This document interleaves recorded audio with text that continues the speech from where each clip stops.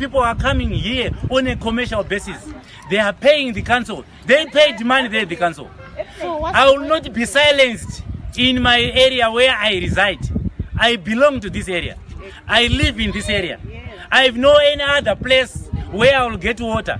This one, for your own information, Budiriro is a target area.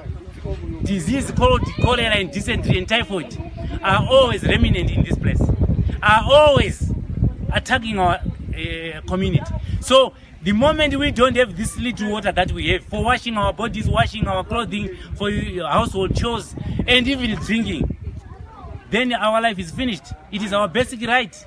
This is our blood. And why would we allow? There's going to be a fight. If the councillor compromises, the community is not going to compromise. Thank you very much. What are you going to do if the councillor compromises? We will destroy. We will be arrested. And we will stay in jail. And if I come out, I'll continue destroying it.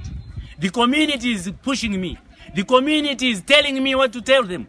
And I'm telling the councillor that he is not supposed to compromise. He must not compromise.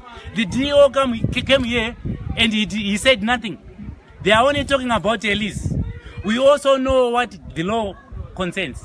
The law says a lease is a temporary agreement. But if it is a temporary agreement, why are they putting a permanent building there?